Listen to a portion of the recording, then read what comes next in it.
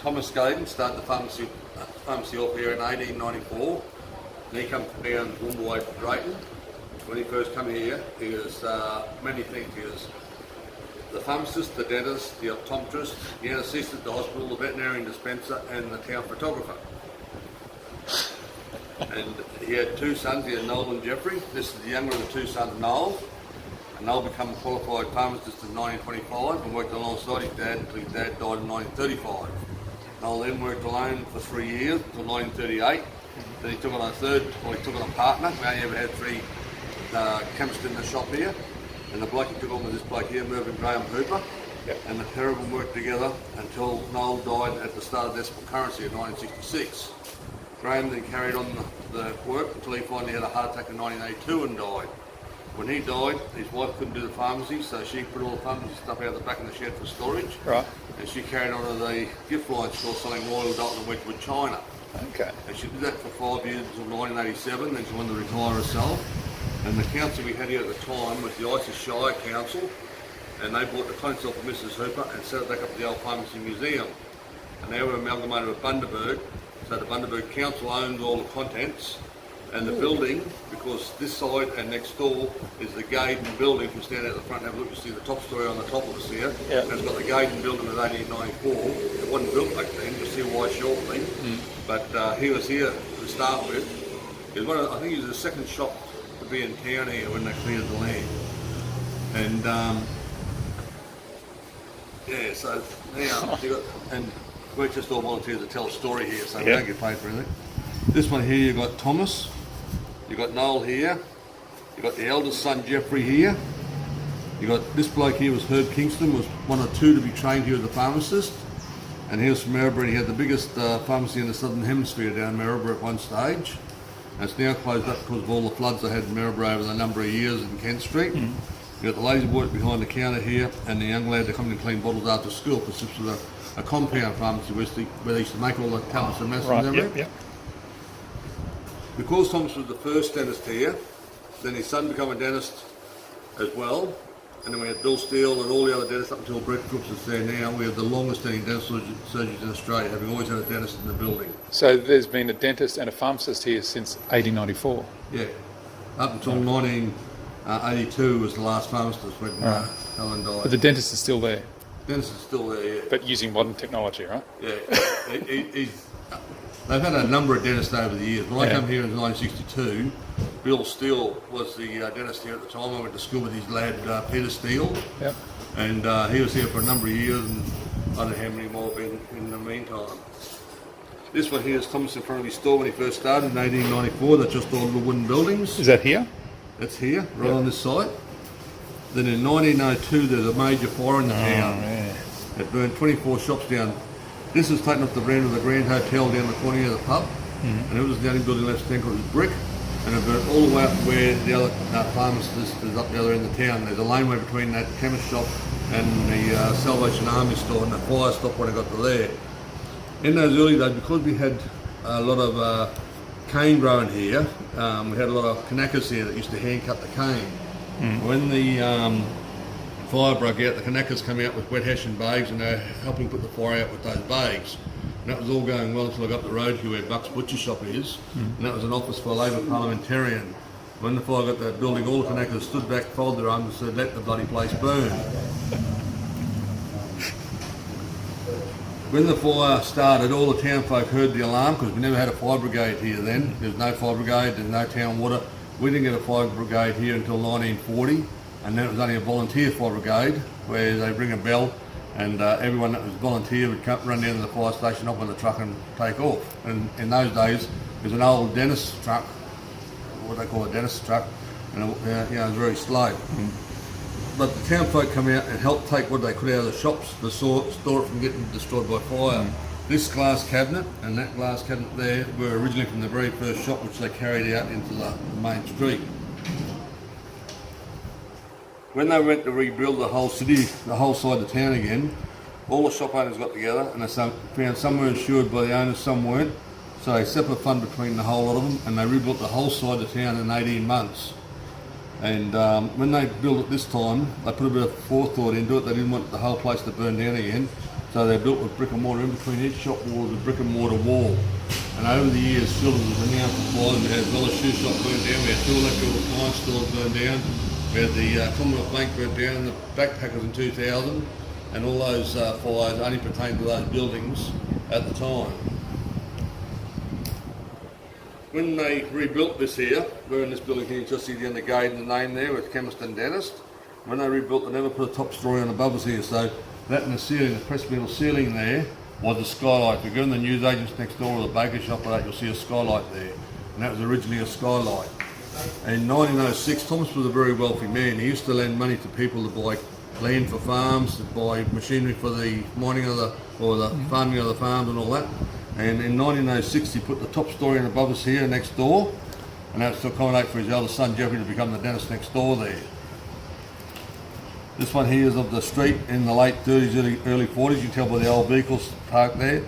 Still the same parking today, angle parking the service lane behind. The new shop fronts are here. You've got a horse and buggy down here, and you've got a cow running around the street here, so it was still wild back in those days. You've got the beautiful old post office across the road, exactly still the same as it is today. Yeah. This one here is of the street before the fire, when they're just all little wooden buildings, with the street and the trees starting out small in their surrounds. This one's after the fire, when they rebuilt the whole side of the street again. Also in 1906, Thomas bought the cash register here from America for £60, which was a lot of money back then. And you've got the ladies working here in the 1940s with the cash register behind them. And just like young ones were given a key or code to go to the cash register, each lady were assigned a letter each. So you put the letter in so you knew who did the transaction. If you wanted to charge it, put it on the account or pay cash, you could change that there. It took the day's takings along the bottom here, and you're wearing the handle here that gave you a paper receipt at the same time. For an extra £13 on top of the price of that cash register, you could have lived in a brand spanking new house. Because also in 1906, he bought land out the back here on Queen Street. They're still there, they're under National Trust. People live in them and look care for them. And he had these 4 little workers' cottages built to rent out to the workers, and he paid £73 each to have them built from scratch. How's that for a bit of history? That's a pretty impressive cash register. Yeah, it is. The mosaic tiles are standing on the floor. They'll put down after they rebuilt. They're full colour all the way through, not just coloured on the top like tiles are nowadays. There's no grout holding them together in the middle of them or in the centre of them. That's a piece of cork right in the centre, and the cork expands and puts pressure on the rest of the tiles and holds them all in place. Because this area is heavily forested with hoop pine and red cedar, it was founded by a bloke pushing cattle through to Agnesvale Station out along the Biggin Road from Torpenlee. He come to this area which was heavily forested, went back to Maryborough, told them in Maryborough about the heavy timber here. Then they built 2 sawmills. We had the Ginn sawmill and the Busy sawmill. And all this timber on the shelving here and the drawers behind me is all made from timber sawn and milled here locally. So you've got hoop pine, dovetail joints, red cedar on the front of the drawers, red cedar on all the shelving. This was the chalk drawer. They used to write the date and the price on the sides and the bottom of the box so they could keep track of how much chalk was each time they bought it. Same as everything else. Sold for the whole lot, they just wrote on the bottom of the boxes.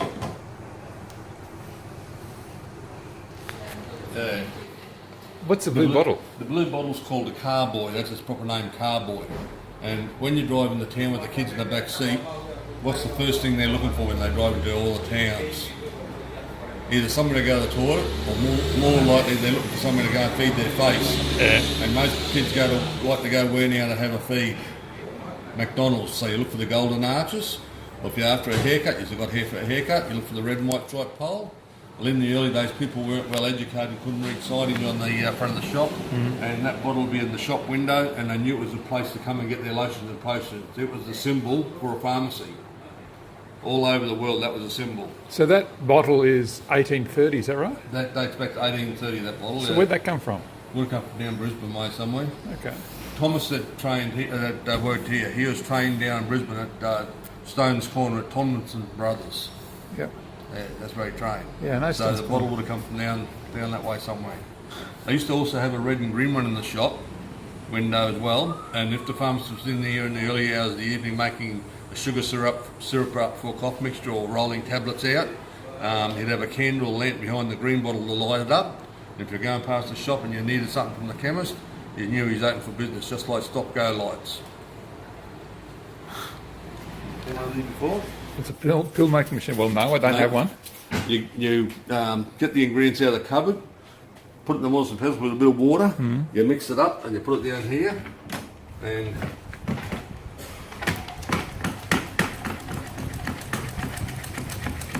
you roll it out into a big long sausage like that, Yep.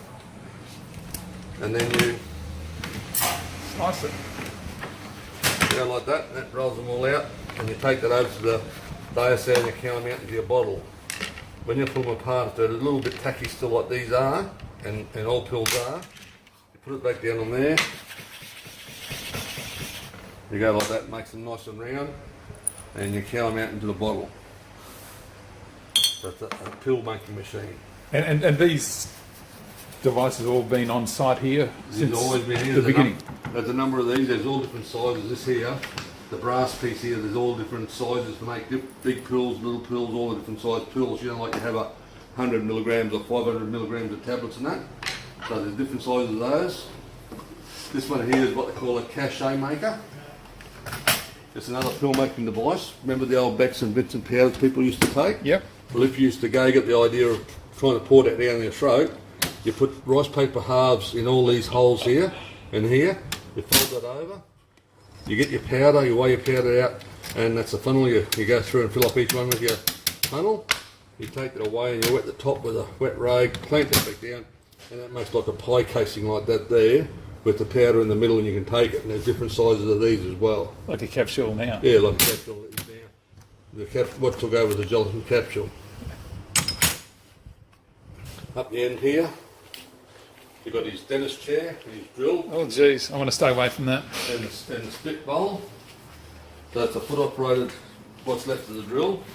You got the chair and the split bowl. You used to make false teeth up. All the equipment's there to make the false teeth up, all the denture plates and that, to melt them down, mould them, press them there. And you got the teeth there, you pick out the teeth to go in your mouth.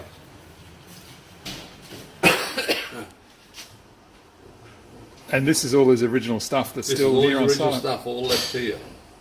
It's fantastic. It's been retained. And I love these cupboards too. The cabinets beside it. Yeah.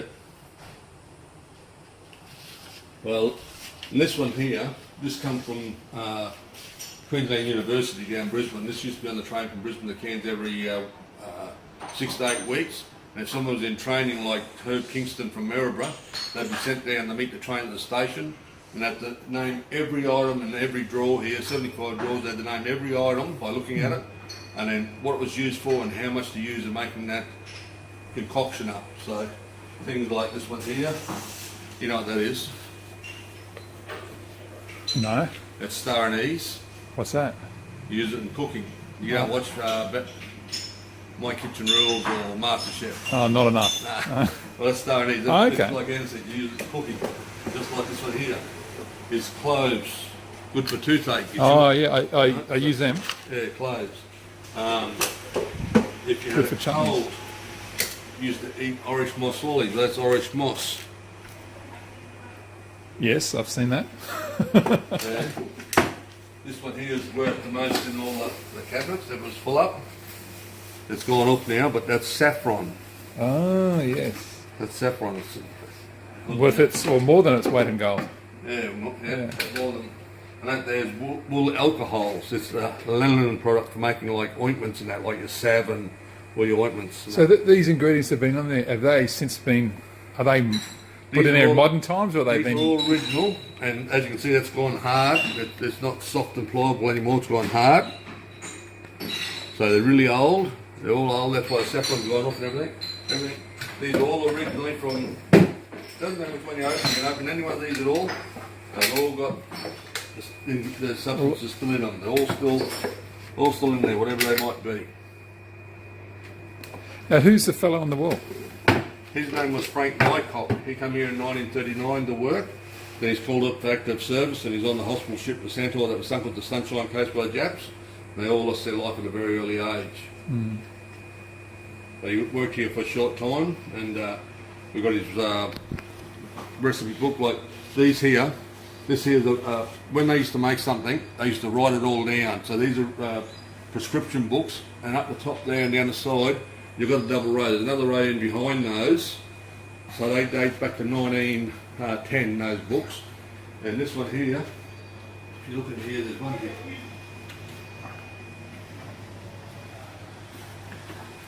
There's one here somewhere, it's just, they had a bookmark there. So this one here, you've got Atkins' dog, you've got Luckett's horse, people, what he mixed up, the amounts, and it says a little occasionally on the tongue for the dog. So even how to administer it and everything's all in there. And how did the dog go? I don't know.